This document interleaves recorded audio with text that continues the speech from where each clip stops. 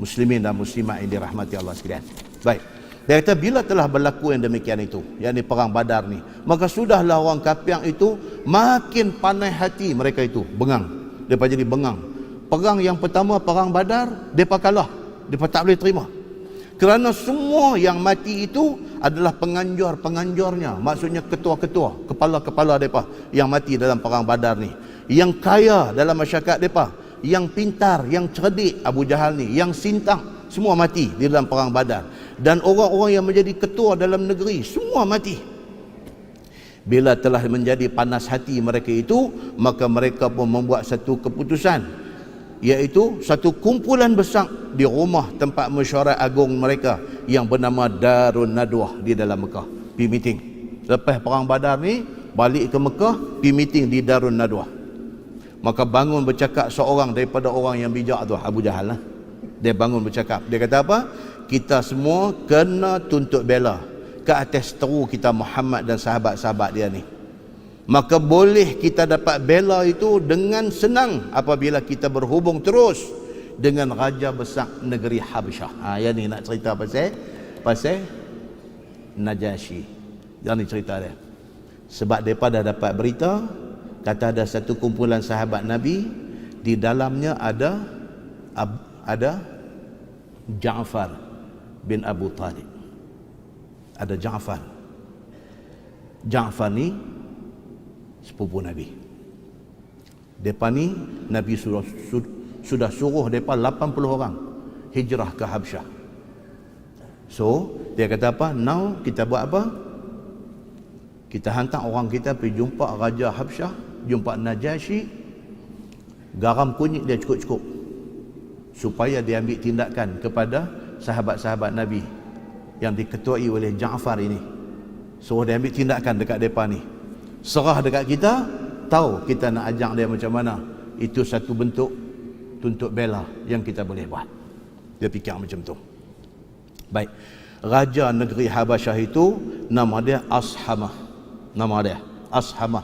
Najasyi ni gelang, sama macam Raja Mesir digelang Firaun. Nama dia ada nama dia, tapi dia digelar Firaun. Najasyi ni gelaran kepada pemerintah Habsyah. Habsyah ni di mana tuan-tuan? Habsyah ni di mana? Ethiopia. Hari ni Ethiopia. Ethiopia ni pula di mana? Kalau Arab Saudi itu, Madinah, Mekah, turun mai ke hujung selatan Saudi ni, Yaman. Yaman. Tepi Yaman tu Laut Merah. Lintas daripada Yaman, lintas Laut Merah tu, masuk mai balik ni, di situlah tempat dia. Dia duduk sebelah dengan Eritrea. Dah pernah dengar nama negeri Eritrea? Dia panggil mundur ni, Allah yang mengetahui. Mundur dia panggil. Duduk dalam Afrika ni. Eritrea, lepas tu Ethiopia. Lepas tu ada sebelah dia Sudan, sebelah balik bawah ni Kenya, sebelah atas dia duduk di situ. Yang kata Habsyah ni, depa hijrah ni daripada Mekah, depa turun mai ke bawah ke Yaman ni, depa naik kapal ayam, lintas mai ke sebelah Eritrea ni, depa masuk ke Habsyah, pergi jumpa Raja Najasyi. Sebab Najasyi ni terkenal sebagai satu raja yang dia berpegang kepada ajaran Injil. Nabi kata hampa pergi sana, minta suaka politik, minta perlindungan politik daripada Najasyi. Itu cerita dia. Baik. Kemudian apa jadi? Masalah dia kata, keputusan mesyuarat kaum Quraisy di dalam mesyuarat agung mereka itu diutuskan dua orang yang bijak bercakap dan pandai putar belit, nak hantar pergi jumpa Najasyi, dengan bawa sekali hadiah yang besar untuk dipersembahkan kepada Raja Habsyah itu. Hantar dua orang pergi jumpa Najasyi, sekali dengan bawa hadiah semua nak pergi bagi. Bila sudah tetap keputusan mesyuarat itu, maka mulalah mereka menghimpunkan hadiah yang nak dibawa kepada Raja Najasyi itu daripada pitis. Pitis ni apa? Duit. Dia sebut pitis. Bawa duit, bawa makanan, bawa rempah ratuih dan sebagainya. Maka ditetapkan utusannya, iaitu dua orang besar daripada kalangan Quraisy yang mereka ni amat bijak bercakap dan cukup pintar di dalam kira bicara, iaitu siapa dia? Amru bin Al-As dan juga Umarah bin Abi Mu'aid. Amru bin Al-As, tuan-tuan yang kata sahabat-sahabat Nabi ni. Masa ni Amru bin Al-As belum masuk Islam lagi. Belum masuk Islam lagi. Lepas dia dihantar sebagai utusan pi nak negotiate dengan Raja Najasyi. Selepas saat lagi kita nanti baca apa negotiation yang berlaku di antara mereka dengan Najasyi ni, berjaya ke tak berjaya ni, dia balik daripada jumpa Najasyi itu dia goyang. Dia goyang. Goyang maksudnya apa? Daripada memusuhi Nabi sallallahu alaihi wasallam jadi nak tahu Muhammad ni siapa. Dia jadi begitu. Daripada tak boleh dengar nama Nabi, dengar yang menyala terus, dia spark. Tiba-tiba pi jadi dia kata Najasyi ni raja besar, dia kata boleh bagi respect dekat Muhammad. Dia kata siapa Muhammad ni? Najasyi tak pernah jumpa pun, tapi boleh bagi respect dekat dia. Ini cerita dia. So dia balik, dia sampai di Mekah, dia habaq kata mission dia tak berjaya, sengak-sengak dia ambil kuda, dia perderah daripada Mekah, dia pergi ke Madinah. Nabi masa tu dah hijrah dah ke Madinah. Sampai di sana pula jeremuh dengan siapa tuan-tuan? Jeremuh dengan Khalid Al-Walid. Khalid Al-Walid ni pun masa tu tak Islam lagi. Jeremuh dengan Khalid Al-Walid. Peletum. Kalau duduk tanya apa cerita hang mai sini? Ni dia ni pula tanya yang hang mai pasal apa? Semua sama nak pergi tengok Nabi sallallahu alaihi wasallam. Hati dah mula, Allah dah mula buka hati. Daripada benci Nabi dengan nak kenal Nabi. Dia ingat dia pergi sengak-sengak tak abang kata jumpa Khalid di sana. Dia datang. Aku abang gang ni jangan duk abang mai tengok Muhammad ni lah. Dia datang je guna. Boleh dah. Boleh. Dia kata dah macam mana? Aku pun nampak lugu hang ni. Tuan-tuan, ni yang kata Islam tuan-tuan. Yang kata Islam ni Allahu Akbar. Kan daripada orang tengok video betul tak tahu. Wallahu a'lam. Bantang video kata nu di China no. Puak-puak kapiang Cina pakat pergi ikut sembahyang habis di masjid. Tapi kiblat tak betul. Masjid sana kiblat kot no. Hak sembahyang, hak overflow masjid ni duk menghadap kiblat lagi lah. Depa hak mula mai duk angkat telefon duk ambil gambar apa-apa semua, lain-lain dengan seluar pendek seluar apa pakat pergi beratuk sembahyang tapi duk menghadap kot ni. Tapi tengok sana buat apa, mereka pun buat dia ikut. Pasal apa tuan-tuan? Pasal apa? Pasal takut dengan virus yang main ni. Takut. Orang jenis macam ni, dia tak kira tuan-tuan, dia tak kira agama apa pun, janji aku tak kena virus tu. Tuan-tuan pergi India. Okay? Tuan-tuan pergi India. Hak duk bawa tu kereta 3 roda tu. Teksi depan lah, teksi depan. Roda satu depan, belakang 2. Apa dia panggil? Kenderaan tut-tut ke apa semua dia panggil. Kan? Jadi dalam tu apa hak do tutup apa nama tu? Sunshade tu. Okey. Dia kalih turun, tengok ada 3. Allah ada, Tok Kong dia ada, dengan hak Kristian pun ada. 3 duduk dalam tu. Bila kita tengok, kita kata kat dia, you believe in what God? Hang hak mana tu? Allah ke? Jesus Christ ke? Ataupun hak banyak tangan ni ke? Hang hak mana tu? Dia kata anyone. Apa maksud anyone? Dia kata dia orang susah, dia duk cari makan dengan teksi kenderaan tut-tut yang balik pergi ni. Dia duk cari makan ni. Mana satu Tuhan janji tolong dia bagi dapat duit hang tu kata. Oh kacau tuan-tuan. Kita orang Islam tak boleh macam tu. Kita satu je, kita tak boleh pergi bubuh semua macam tu, tak boleh. Tak boleh. Okey? So benda ni berlaku kepada puak-puak ni. Yang kata di China ni. Bila dah jadi macam ni, dah jadi satu takut dengan virus yang kena ni, apa tak takut tuan-tuan? Duk berdiri gedebum jatuh mati. Duk buat filem cerita zombie aja duk jadi lagu tu. Jadi sungguh. Takut tuan-tuan. Bila jadi kita ni pun duk dengar 14 orang kena di Malaysia ni pun jauh-jauh. Noh hak masuk daripada Singapura mai ada sikit, hak kena di Sungai Buloh ada sikit, tak mai ke kepala batas ni. Cuba dia habaq kepala batas pun ada 25 kes. Malah ni pakai ni memang aja, pakai ni. Nampak tuan? Apatah lagi depa yang duduk tu dalam situasi tu di China ni. Dia tak kira dah, dia kira apa pun kira kalau Islam boleh macam mana settle benda ni, kami ikut lah. Buat mola ni, hampa sembahyang kami ikut dulu. Hampa ban badan rokok, kami pun tengok macam mana mereka buat. Mereka bangun, mereka lagi sujud, mereka pun sujud. Dengan seluar pendek, apa semua macam-macam. Tuan-tuan, manusia ni tuan-tuan, bila dia kena macam tu dengan Tuhan, dia cari. Dia tak kira siapa pun janji tolong dia. Muslimin dan muslimat yang dirahmati Allah sekalian. Maka dipilih Amru bin Al-As ni. Amru bin Al-As ni punya cerita pula apa? Dia pun lepas balik daripada jumpa Najasyi ni, dia pun nak kenal Nabi sallallahu alaihi wasallam. Akhirnya Amru bin Al-As ni masuk Islam. Kita potong tentang cerita dia saat. Akhirnya dia masuk Islam. Dalam sebuah hadis riwayat Ibn Uqbah bin Amir radhiyallahu an. Dia kata aslaman nas wa amana Amr bin Al-As. Atau kama qal, hadis hasan riwayat Imam At-Tirmizi. Uqbah bin Amir kata apa? Dia kata aslaman nas. Bila hari pembukaan kota Mekah, Nabi pergi ke Madinah, Nabi comeback balik masuk ke kota Mekah, ramai ni musyrikin Mekah ni yang dulunya lawan Nabi pakat masuk Islam. Aslaman nas, ramai ni pakat masuk Islam. Pasal apa? Pasal takut. Pasal takut. Pasal hari ini kekuasaan sudah dipegang oleh Muhammad. Mekah kita ni Muhammad dah pegang. Kita buat tahanan kat dia macam-macam, apa dia nanti buat kat kita hari ni? Lah supaya kita tak kena apa-apa, kita pergi isi borang ikut dia. Kan? Kita isi borang, kita ikut dia, kita selamat. Okey?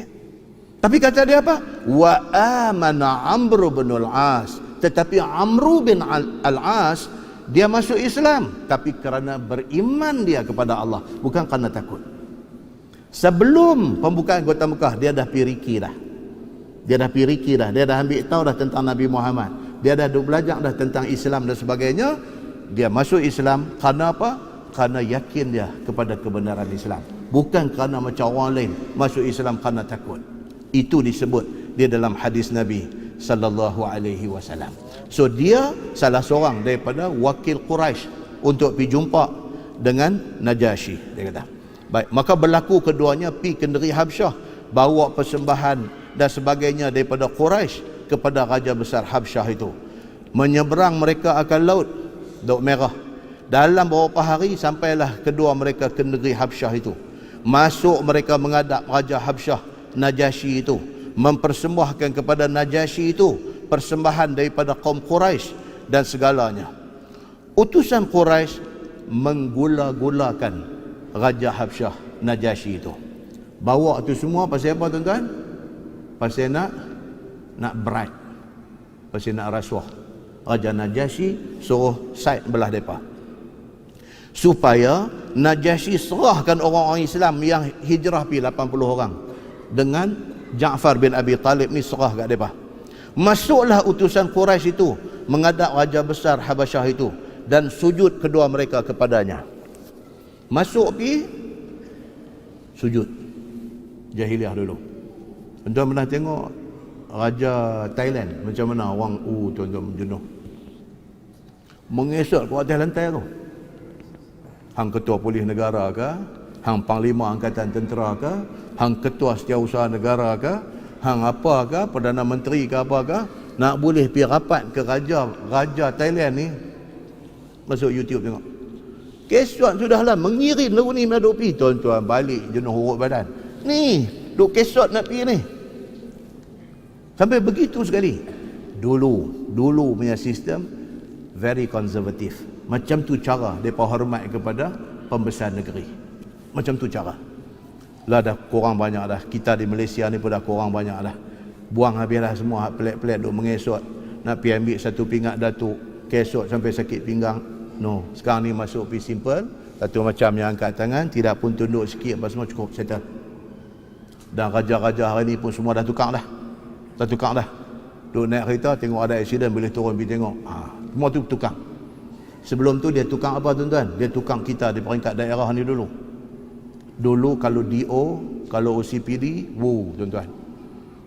Quarters British buat atas bukit tu. Atas bukit. Quarters DO dengan OCPD duduk atas bukit. Dan tak bercampur. Jemaat dia turun main semayang, lain pada tu kira tak jumpa. Depa ni Dewa Bukit Seguntang. Dulu lah nombor. Pasal apa? Orang dah semakin faham Islam. Depa sendiri turun main bercampur dengan orang ramai semua. Campur. Lah ni di Malaysia ni alhamdulillah dia dah sampai tahap apa? Raja-raja. Dah macam tu dah. Turun. Duk naik kereta ni dengan escort dengan apa, tengok ada accident, dia suruh driver berhenti, driver pun calling kat rider semua berhenti, dia turun pi tengah hujan tengah apa pun dia berjalan pi, ada divider dia langkah pi balik sana pi, selfie pula dengan kawan accident tu. Nampak tuan? Alhamdulillah. Raja Najasyi dulu, puak ni pi jumpa dia, mengesot nak jumpa dia ni, sujud kepada dia. Sebagai nak tunjuk besarnya raja itu, seraya menyembah, katanya, ya tuanku. Adalah patik kedua ini daripada Quraisy Makkah menyembah di bawah qadam tuanku. Qadam ni maksud apa tuan-tuan? Qadam. Qaf dal mim. Qadam ni maksud tapak kaki.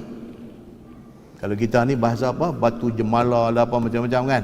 Ni depa ni di bawah tapak kaki tuanku. Kami sembah ni. Dan kaum Quraisy semuanya banyak-banyak terima kasih kepada tuanku dan menyambut apa kurnia daripada tuanku kepada negeri kami. Main duk Jack ni, Raja Najasyi ni. Dan semuanya kasih sayang kepada tuanku. Kekal kiranya tuanku di atas kerajaan selama-lamanya ni. Tu dia punya ayat mukadimah dia. Macam tu punya bagi. Cantik punya angkat. Maka patik semua mempersembahkan sikit tanda ingatan ke bawah qadam tuanku. Ke bawah duli tuanku. Iaitu adalah orang-orang Mekah yang datang pindah daripada Mekah ke sini. Semuanya itu kaum atau pengikut satu orang pembohong di negeri kami. Dia start dah. Dia start dah garam kunyit dia nak lumuk. Dia bawa keluar jarum karat dia nak bagi dah. Dia habang dekat Raja Najasyi. Kami main ni sebenarnya pasal apa? Pasal ada satu kumpulan daripada negeri kami. Mereka ni sudah sesat. Mereka ikut satu pembohong. Dua ada di Mekah tu. Mereka sudah main ke negeri tuanku ni. Supaya mereka ni tak bawa coronavirus.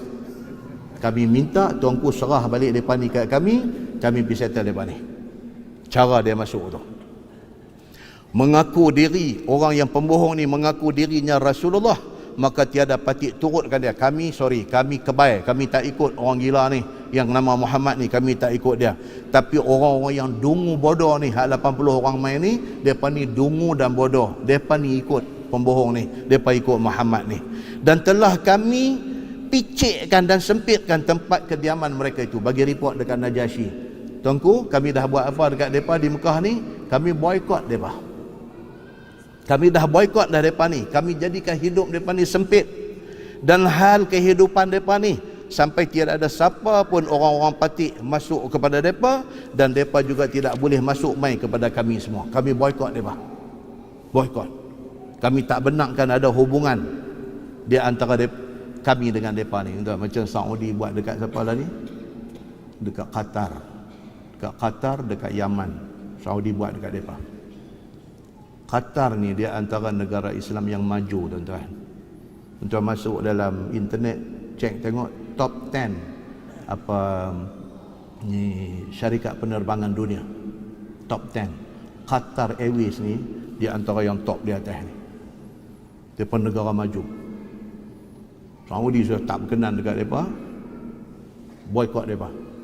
Sampai terbang Qatar lah ni, jangan kata nak turun di Saudi tak boleh, lalu ruang udara pun tak boleh. Tuan, dia buat perangai dulu ni. Dia boykot, dia nak bagi susah kawan tu. Tapi alhamdulillah Qatar boleh hidup. Okey, bila Malaysia buat KL Summit, Qatar main lagi bengang, lagi menyala mereka. Itu dia punya sejarah, dia punya politik dunia, dia punya iklim dia sudah jadi macam tu. So, kafir musyrikin Makkah ni, dia pasal boykot orang-orang yang ikut Nabi Muhammad ni. Maka duduklah mereka itu di dalam sengsara, lapang, dahaga dan sebagainya. Dan dia kata apabila mereka ni dah duduk dalam keadaan susah macam tu, mereka mai ke negeri tuanku ni, nak minta perlindungan daripada tuanku, dia kata. Dan daripada kalangan hak mai ni, ada seorang, dia ni saudara sepupu kepada Muhammad yang mengaku jadi Nabi ni. Dia pun duk ada dalam negeri Tuanku lah ni. Ni, bagi report kepada Najasyi. Supaya jika sekiranya Tuanku serahkan mereka itu kepada Patih, dapatlah kami menyelesaikan hal kami dengan mereka ni. Itu dia, sambil macam tu. Baik, masalah dia kata. Sembah utusan Quraisy itu kepada Raja Besar Habsyah itu, ya Tuanku, bolehkah Patih memberi keterangan lagi atas kekhodohan perangai mereka ni? Lagi garam duk lepas lagi. Dah bagi tadi pun dah garam dah cukup masin dah. Tambah lagi. Nak perburuk betul-betul ni sahabat Nabi 80 orang ni. Nak perburuk betul-betul. Supaya Raja Najasyi ni dengar-dengar ni panggil mai mereka ni ikat 3 selungguk, 3 10 ringgit hantar balik. Jangan pergi duduk dalam negeri dia. Tujuan mereka macam tu. Iaitu apabila masuk mereka itu menghadap Tuanku, tidaklah mereka itu akan sujud kepada Tuanku. Dia habaq dah. Dia kata Tuanku tak percaya, Tuanku arahkan pi tangkap mereka buat mai, tengok mereka masuk sekali lagi. Mereka tak akan sujud kepada Tuanku. Dia kata begitu. Maka seperti orang yang lain sujud, kami ini kami masuk, kami hormat Tuanku, kami sujud. Mereka ni sekali lagi Tuanku tak percaya, panggil mereka mai. Mereka tak akan sujud kepada Tuanku. Tengoklah kalau tak percaya. Cakap. Okey, tuan-tuan nampak tak? Maka Raja Habsyah pun memanggil orang Islam itu kepadanya. Maka mailah mereka itu dengan berketuakan kepada Ja'far bin Abi Talib radhiyallahu anhu. Dia suruh pasukan keselamatan dia pergi cari, dapat depa ni 80 orang. Okey, Najasyi nak jumpa. Najasyi nak jumpa. Ja'far bin Abi Talib terus kata dekat orang ada depan dia ni. Okey, dia kata raja panggil kita pergi. Memang kita pun nak jumpa dia, tapi kita tak ada lagi nak pergi.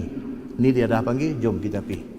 Hampa semua jangan cakap ana khatibukum, aku yang akan bercakap. Tak mau dia buat ramai-ramai bercakap ni, tak mau. Macam kita lah, kita ni alamak punya ramai pakai nak bercakap tentang satu-satu isu. Mai isu Abang Jad, alamak ulasan ni macam-macam. Dia ni nak bercakap, dia ni nak bercakap, dia ni nak bercakap, jadi tak cantik. Tuan-tuan yang berbahagia, sahibus samahah, mufti wilayah persekutuan dah bagi satu cantik punya statement, orang lain keep quiet, pakai hak dia cukup. Cukup. Lagi ramai bercakap, lagi jadi dalca. Ni kata dia ni umrah tak sah, dia ni kata dia ni punya umrah tak apa, boleh bayar dam saja. Dia ni kata, orang dengar apa benda ni hampa ni? Soal hukum pun hak bercakap pun bukan calon-calon orang, tapi pasal apa tak sama soal hukum. Dah betul-betul lah ni umrah dia sah ke tak sah, orang dah jadi macam tu. Tak mau tuan-tuan. Kita just abang apa yang dia buat tu tak betul. Pasal apa tak betul? Pasal di sana ada hadis Nabi melaknat orang yang macam ni, dan perbuatan itu haram, tak boleh buat. Soal tu dia dengan Allah, that's it, full stop. Tak mau banyak-banyak, tak mau banyak-banyak. Kita ada seorang mufti yang berwibawa, dia dah buat satu statement cantik, dia dah bagi mukadimah dia, dah cerita, dia bawa main hadis, dia bawa main apa, dia dah bagi satu rumusan kepada isu ni, cukup yang tu. Jangan lambat nampak mikrofon mai kita, jangan, tak usah. Tak, Allahu Akbar tuan-tuan. Tak usah. Sebab apa? Kita nak satu yang jadi confuse kepada orang ramai. Nah, muslimin dan muslimain dah rahmati Allah sekalian. Baik. So, Ja'far bin Abi Talib, dia kata dekat rombongan 80 orang ni, Najasyi panggil, kita pergi. Dan memang kita pun nak jumpa dia. Sebab apa? Sebab Nabi suruh kita mai menghadap dia. Ana khatibukum, aku akan bercakap. Hampa semua diam cukup. Aku seorang bercakap. Apabila sampai orang-orang Islam itu ke pintu balai orang besar Raja Habsyah, maka Ja'far bin Abi Talib pun berkeriau di pintu. Dia kata riau. Zaman tu tak ada bel apa semua, lucing pintu apa semua tak ada. Dia main lagu tu. Minta izin untuk masuk menghadap. Katanya minta izin untuk masuk nak menghadap. Apabila didengar oleh An-Najasyi, Raja Habsyah itu akan keriau itu, maka ia pun menitahkan kepada biduannya, dia punya pegawai istana dia. Siapa duk kerja di luar ni, pergi tengok Ustaz. Pergi tengok cara-cara dulu lah. Aduh, pergi tengok. Ni dia pergi cari. Okey, panggil masuk. Masuk menghadap dia. Bila sampai di depan tu, masuk mai, sungguh tak sujud sungguh. Tak sujud sungguh. Macam yang disebut oleh garam kunyit tadi ni. Dia kata depan ni mai, depan ni tak sujud. Mai tengok apa jadi? Tak sujud sungguh. Okey, satu poin. Maka titah raja kepada Ja'far bin Abi Talib, mengapa kamu semua, wahai Ja'far, tidak sujud dan tidak memberi tabik kepada aku? Najasyi tanya. Kenapa masuk mai tak sujud macam kebiasaan orang masuk menghadap aku sujud? Pasal apa? Sebagaimana orang-orang lain dok buat. Kata Ja'far, kami tiada sujud melainkan kepada Allah, Tuhan yang menjadikan Tuhan dan kerajaan Tuhan. Tu dia jawab macam tu. Kami hanya sujud kepada Allah. Allah tu siapa? Allah tu adalah Tuhan-Tuhan dan Tuhan yang bagi kerajaan ni kepada Tuhan. Jawab lagu tu. Pada zaman dulu kami memang sujud dan kami angkat tabik orang-orang itu kepada berhala dan patung-patung. Bahkan kami dulu memang macam ni, jumpa berhala patung kami sujud sebagai tanda hormat. Di dalam hal hamba sekalian yang demikian itu, Allah Ta'ala utuskan seorang Nabi kepada kami, dan dia satu orang yang tak pernah cakap bohong sama sekali.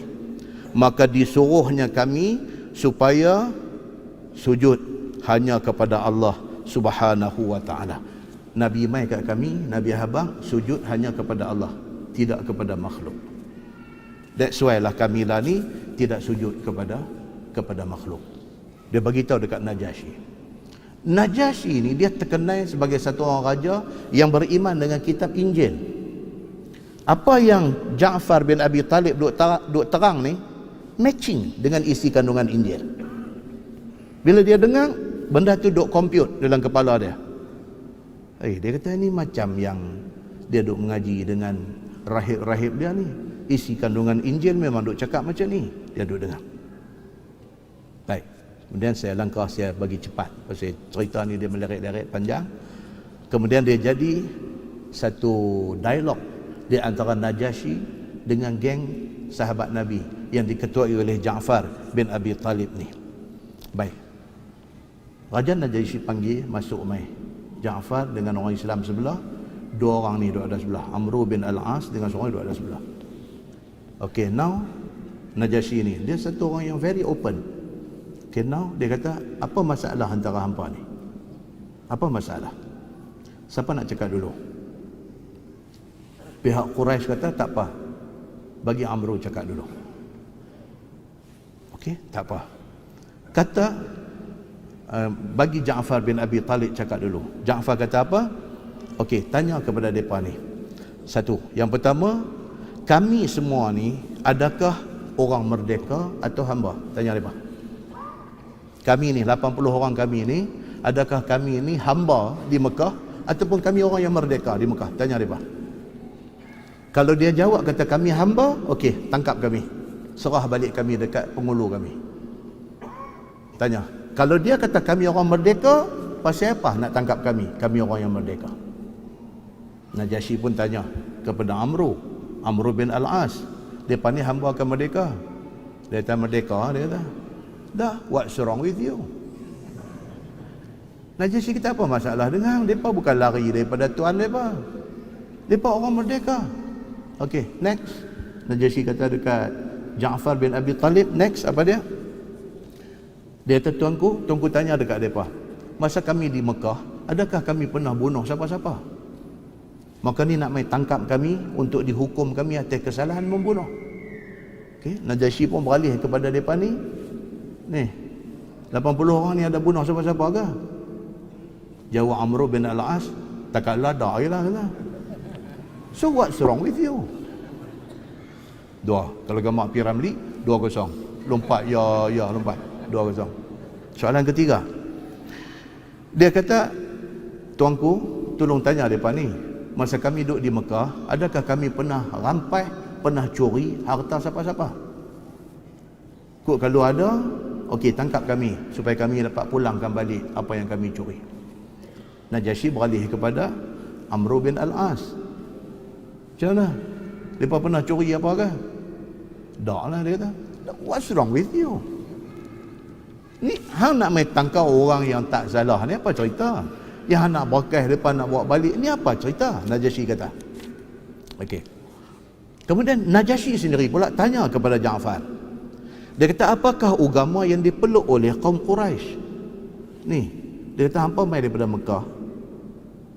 Quraisy duk pakai agama apa? Dan apa agama yang dipeluk oleh hampa yang kata Islam ni? Dia tanya. Ja'far bin Abi Talib kata, Quraisy sembah berhala. Macam kami dulu pun sembah berhala. Tapi bila main Nabi Muhammad kata, apa pasal yang pergi sembah berhala? Berhala ni pun kita yang buat. Tangan kita yang pergi duk pahat, yang pergi duk ukir, pergi duk buat. Lepas tu kita takut dekat dia. Nabi Muhammad kata, apa ni? So now, kami tak sembah lagi dah berhala. Kami sembah Allah, Tuhan Azza wa Jal, Tuhan kami dan Tuhan tuanku. Najasyi ni, dia orang bijak. Dia pun dengar. Okey, dia kata tak apa. Okey. Baik, now dia kata, aku nak tanya tentang agama hampa ni, aku tak pandai. Boleh tak aku panggil rahib-rahib aku? Dia kata, dia nak panggil mufti dia lah. Saya tak pandai benda ni, benda agama saya nak tanya tak pandai. Boleh tak saya panggil bijak pandai agama saya? Ja'far bin Abi Talib kata, fal yatafaddal mashkura, panggil tak apa. Mailah rahib-rahib ni mai, tu dia. Depa ni padri-padri gereja depa dia pegang kepada kitab Injil, depa mai. Bila mai, Najasyi tanya kepada rahib dia. Okey, dia kata, saya nak tanya satu. Dia kata, adakah sekalian kamu dapat di dalam kitab kita, dia kata kitab Injil, selepas Nabi Isa dan sebelum kiamat akan ada lagi satu Nabi? Ada tak ada dalam kitab Injil kita? Dia tanya. Jawab rahib-rahib dia, exactly. Dia kata, dalam kitab kita beritahu selepas Isa akan mai satu Nabi, nama dia Ahmad ataupun nama dia Muhammad. Petik jari Najasyi ni. So, dia kata yang hampa kata Nabi di Mekah ni nama apa? Muhammad. Dia kata cantik ni. Okey, dia kata, dia beralih dekat Ja'far pula. Dia kata, apakah yang dikatakan oleh laki-laki yang mendakwa dia Nabi di Mekah itu kepada kamu? Apakah yang disuruhnya dan apa yang ditegahnya? Dia beralih pada Ja'far. Dia kata, ni yang hampa kata hampa duk ikut Nabi nama Muhammad, nama Ahmad ni, dia ni dia suruh hampa buat apa? Jawab Ja'far, dan dia pun membacakan ayat Al-Quran kepada Najasyi. Dia baca, dia jawab balik dengan Quran. Apa yang Allah turun dekat Nabi Muhammad, yang mereka hafal, dia baca balik. Dalam cerita ni kata apa? Dia baca di antaranya potongan daripada surah Al-Ankabut. Dia baca potongan daripada surah Ar-Rum. Dia baca potongan daripada surah Al-Kahfi. Dia baca semua.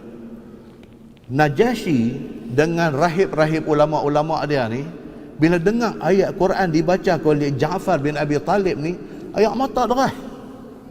Ayat mata derah turun. Allahu Akbar. Tanda kekuasaan Allah sudah mai.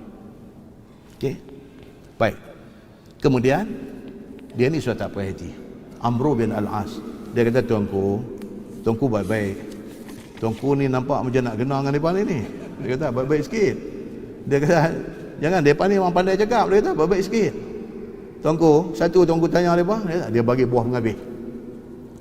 Satu, tuanku tanya depa, apa depa kata kepada Isa dan kepada mak dia Maryam? Tanya depa. Najasyi pun beralih kepada Ja'far bin Abi Talib.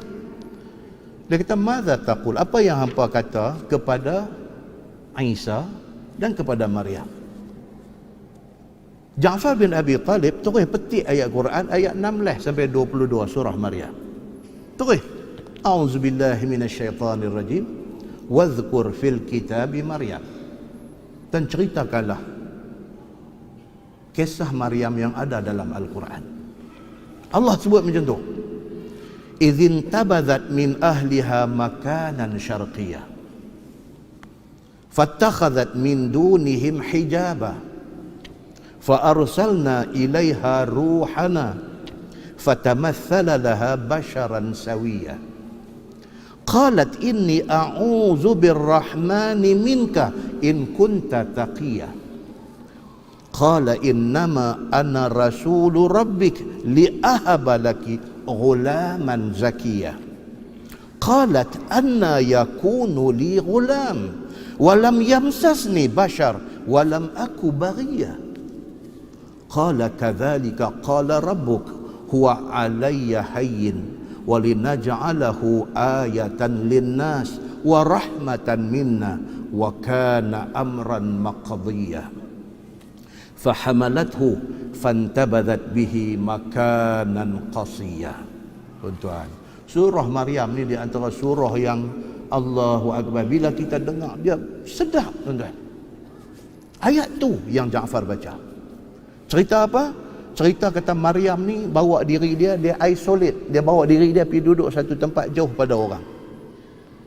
Tiba-tiba satu hari Allah hantar malaikat Jibril pergi jumpa dia. Bila Jibril mai, Maryam tengok Jibril, dia takut, dia tak kenal. Ni siapa dia ni? Rupa manusia yang dia tak pernah kenal. Handsome, tampan, masuk mai berdiri depan dia. Dia kata, aku minta berlindung dengan Allah daripada hang. Kalau sekiranya hang nak buat tak elok dekat aku, dia kata. Jawab Jibril, innama ana rasulu rabbik. No, aku utusan Tuhan engkau. Li ahabilak ghulaman zakiyah. Aku main nak habang kata hang akan dapat satu anak laki-laki. Maryam bila dengar macam tu, Maryam kata, anna yakunu li ghulam walam yamsasni bashar walam aku baghiyah. Maryam kata, macam mana aku nak dapat anak?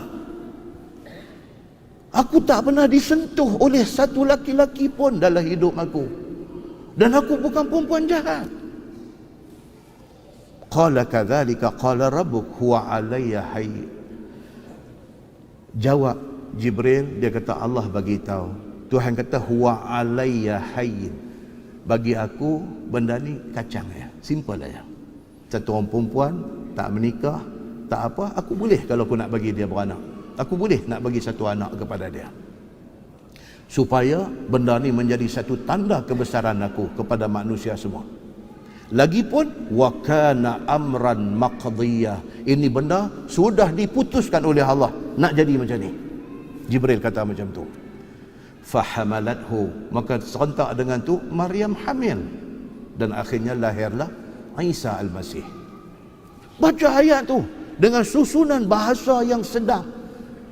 Najasyi bila dengar ni merambu air mata dia, teriak merambu. Rahib-rahib dia, ulama-ulama dia ni merambu air mata pakat teriak. Najasyi terus kata apa? Najasyi kata, tidak lain tidak bukan, kamu di atas jalan yang benar. Habis. Tidak lain tidak bukan, dia kata, maka Najasyi pun percaya kepada apa yang dibawa oleh mereka ni. Okey, dia kata, nama apa? Ja'far. Berapa orang? 80 orang. Duduklah dan deri aku. Di mana hampa nak duduk? Aku bagi lesen besar dekat hampa. Amru bin Al-As macam mana? Pocik. Dia kata, habis kita. Mission kita fail. Okey, dia beralih dekat depan ni, dekat Amru bin Al-As dengan kawan ni. Dia kata, okey, hadiah apa hang bagi kat aku tadi? Ambil balik. Hadiah apa yang hang bawa mai tadi? Duit ringgit. Hang bawa mai apa tadi? Makanan macam-macam, rempah ratus, semua ni ambil balik. Aku tak jalan dengan benda-benda macam ni. Bahkan aku nak abang dekat hangpa, depa ni orang yang betul, depa mengikut Nabi yang betul. Kejadian inilah yang menyebabkan Amru bin Al-As ni dia jadi goyang, dia jadi kacau. Satu raja besar boleh terima apa yang dibawa oleh Nabi Muhammad, siapalah dia nak menolak apa yang dibawa oleh Nabi Muhammad ni? Dia balik ni dengan kepala duk fikir benda-benda macam ni. Dan akhirnya Amru bin Al-As ini masuk Islam. Tentu ada satu hadis lagi panjang, tapi dah dekat pukul 10, tak boleh lah abang. Satu hadis lagi panjang ni cerita Amru bin Al-As ni masa dia dekat nak mati. Dia beralih menghadap dinding. Balik ni orang duk mai jumpa, dia tak mau tengok, dia duk beralih menghadap dinding, duk teriak. Ni Amru bin Al-As ni. Anak dia Abdullah bin Amru bin Al-As, juga sahabat Nabi yang hebat. Banyak riwayat hadis. Anak dia kata dekat dia, tu yang kata tak mau cerita panjang tu. Anak dia kata dekat dia, anak dia kata apa? Dia kata, ayah, awak ayah ni kawan-kawan duk main ni, awak ayah tak mau tengok.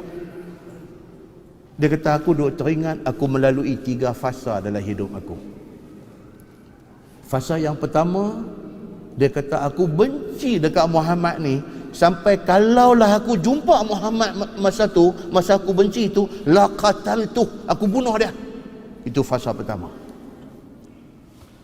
Aku masuk fasa kedua, aku jadi orang Islam. Dia kata, tidak ada orang lain yang aku paling sayang dalam hidup aku melainkan Muhammad sallallahu alaihi wasallam. Tak ada siapa dah dalam hati aku, dalam hidup aku yang aku sayang melainkan Muhammad ni lah yang aku paling sayang. Itu fasa 2. Dan fasa ketiga, dia kata aku dilantik untuk menjadi gubernur. Dia jadi gubernur. Aku takut, dia kata, aku mati dalam keadaan duk memikul amanah ni. Dia kata. 3 fasa dalam hidup dia menyebabkan dia ni dekat nak mati ni, dia jadi macam tu, tuan-tuan. Dia fikir ni habis ni, zaman dulu dia macam mana, dia takut dengan apa yang jadi dekat dia.